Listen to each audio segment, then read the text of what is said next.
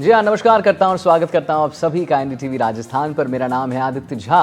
तो चलते हैं पहली खबर की ओर, जो कि एक बड़ी खबर आ रही है। बुलडोजर एक्शन, सुप्रीम कोर्ट सख्ती। जी हाँ, बुलडोजर जस्टिस पर सुप्रीम कोर्ट की रोक लग गई है। सुप्रीम कोर्ट ने जारी की है कड़ी गाइडलाइंस। किसी का घर आप नहीं गिरा सकते, ये सुप्रीम कोर्ट ने कहा है। किसी पर अपराध का आरोप है तो घर नहीं गिराया जा सकता। सुप्रीम कोर्ट का फैसला आ चुका है। किसी पर आरोप है तो सच्चाई का फैसला कोर्ट करेगा।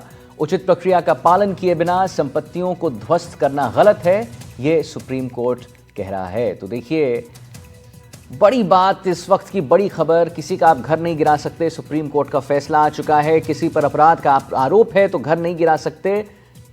किसी पर आरोप है तो सच्चाई का फैसला कोर्ट करेगा, यह सुप्रीम कोर्ट कह रहा है। उचित प्रक्रिया का पालन किए बिना संपत्ति ध्वस्त करना गलत है। बुलडोजर जस्टिस पर सुप्रीम कोर्ट सख्त है। बुलडोजर एक्शन पर सुप्रीम कोर्ट ने सख्ती से अपनी बात रखी है और सुप्रीम कोर्ट का कहना है कि किसी का आप घर नहीं गिरा सकते। किसी पर अपराध का अगर आरोप है तो घर गिराया नहीं जा सकता। किसी पर आरोप है तो सच्चाई का फैसला कोर्ट करेगा। उचित प्रक्रिया का पालन किए बिना संपत्तियों को ध्वस्त करना गलत है। तो कहीं ना कहीं देखिए, बुलडोजर जस्टिस पर सुप्रीम कोर्ट की रोक लगी है। सुप्रीम कोर्ट ने कड़ी गाइडलाइंस भी जारी की है और सुप्रीम कोर्ट ने यही कहा है कि आप किसी का घर नहीं गिरा सकते। किसी पर अपराध का अगर आरोप है तो घर नहीं गिराया जा सकता। किसी पर अगर आरोप है, कोई अपराधी है, कोई आरोपी है, तो सच्चाई का फैसला कोर्ट ही करेगा। आप इसे अपने हाथ में नहीं ले सकते। उचित प्रक्रिया का पालन किए बिना संपत्तियों को ध्वस्त करना भी गलत है, ये भी सुप्रीम कोर्ट जो है वो कह रहा है।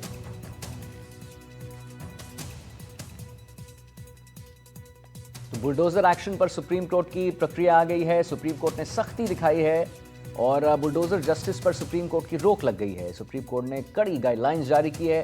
किसी का घर नहीं गिराया जा सकता, ये सुप्रीम कोर्ट कह रहा है। किसी पर अपराध का आरोप है तो घर नहीं गिरा सकते, सुप्रीम कोर्ट कह रहा है। किसी पर आरोप है तो सच्चाई का फैसला कोर्ट करेगा। उचित प्रक्रिया का पालन किए बिना संपत्तियों को ध्वस्त करना गलत है, ये भी सुप्रीम कोर्ट का फैसला आ चुका है। इसकी अगर अवहेलना की जाएगी तो फिर कड़ी कार्रवाई भी की जा सकती है। संबंधित पक्ष को समय दिया जाना चाहिए, यानी एक प्रोटोकॉल होना चाहिए। ऐसा नहीं है कि आपके खिलाफ कोई आरोप लगता है और प्रशासन जो है वो कार्रवाई करे। और साथ में ये भी कहा है कि कोई भी व्यक्ति अगर आरोपी है तो उसके खिलाफ जो जजमेंट है वो सिर्फ न्यायपालिका दे सकती है। उसे क्या सजा दी जानी चाहिए ये सिर्फ न्यायपालिका ही तय कर सकती है। कोर्ट में ही ये तय हो सकता है और वहीं पर यह तय होगा कि अगर सजा दी जानी है तो सजा किस तरह की दी जानी चाहिए। तो कई स्तर पे एक बहुत बड़ा फैसला जो मुझे लगता है एक नई दिशा देगा। अब तक जिस तरह के मामले बड़ी संख्या में देश में देखने को मिले थे पिछले कुछ साल में। जया जी, रणवीर भी हमारे साथ है। रणवीर, कहीं ना कहीं तो जैसा कि आपने हमारे सहयोगी को सुना, किसी पर आरोप तो सच्चाई का फैसला कोर्ट करेगी, सुप्रीम कोर्ट कह रहा है। उचित प्रक्रिया का पालन किए बिना संपत्ति ध्वस्त करना भी गलत है, सुप्रीम कोर्ट कह रहा है। बुलडोजर जस्टिस पर सुप्रीम कोर्ट की रोक लग गई है। सुप्रीम कोर्ट ने जारी की है कड़ी गाइडलाइंस। अगर इसकी अवहेलना की जाए तो कड़ी कार्रवाई की जाएगी। किसी का घर आप नहीं गिरा सकते, ये सुप्रीम कोर्ट कह रहा है। किसी पर अपराध का आरोप है तो घर आप नहीं गिरा सकते। किसी पर अगर आरोप है तो सच्चाई का फैसला सिर्फ और सिर्फ कोर्ट करेगा, आप नहीं कर सकते उसे। उचित प्रक्रिया का पालन किए बिना संपत्ति ध्वस्त करना भी गलत है। तो बुलडोजर जस्टिस पर सुप्रीम कोर्ट की रोक लग गई है। बुलडोजर एक्शन पर सुप्रीम कोर्ट ने सख्ती से अपनी बात रखी है और बुलडोजर जस्टिस पर सुप्रीम कोर्ट की रोक है। सुप्रीम कोर्ट ने कड़े गाइडलाइंस जारी किए हैं।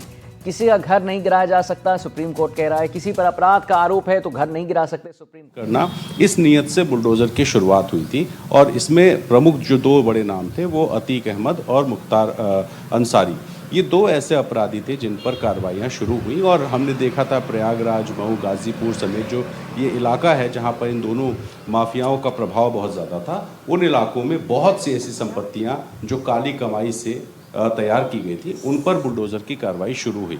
इसके बाद उत्तर प्रदेश के तमाम ऐसे जो गैंगस्टर थे, जो बड़े माफिया थे, उनकी काली कमाइयों पर यह कार्रवाई शुरू हुई। लेकिन धीरे धीरे ज़िला स्तर पर कई सारे अधिकारियों ने इसको एक तरीका बना लिया था कि किसी भी मामले में कोई आरोपी होता है तो उस आरोपी पर बुलडोज़र चला दिया जाता था।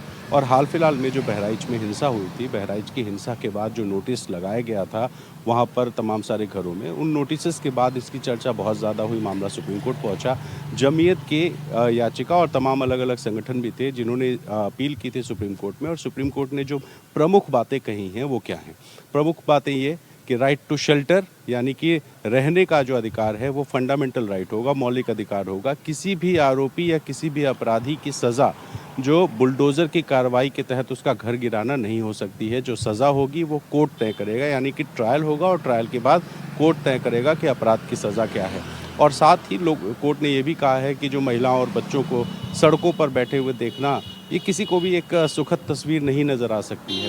तो अब इसका एक पॉलिटिकल इम्प्लीकेशन अगर हम बात करें तो बीजेपी कई सारे चुनाव में बुलडोज़र को लेकर के इसको ग्लोरीफाई करती रही है। कई बार ये कहती रही है कि बुलडोज़र की कार्रवाई उसकी एक ताकत है। और विपक्ष की अगर बात करें तो बुलडोज़र के नाम पर विपक्ष ने बीजेपी पर निशाना साधा है। अखिलेश यादव अपनी प्रेस कॉन्फ्रेंस में खुलकर ये बात कहते हैं कि जब हमारी सरकार आएगी तब बुलडोज़र का मुंह गोरखपुर की तरफ मोड़ दिया जाएगा। तब हमारा बुलडोज़र उधर जाएगा जिधर मंदिर है, जिधर गोरखपुर है, शहर है गोरखपुर, यहाँ से मुख्यमंत्री आते हैं। तो एक राजनीतिकरण भी इस बुलडोज़र के जो जस्टिस, बुलडोज़र जस्टिस जिसको कहते हैं, उसका हो चुका था। विपक्ष सरकार पर निशाना साधता था, लेकिन विपक्ष ये भी कहता था कि जब हमारी सरकार आएगी तो हम बुलडोज़र उधर ले जाएंगे। तो एक बुलडोज़र का राजनीति।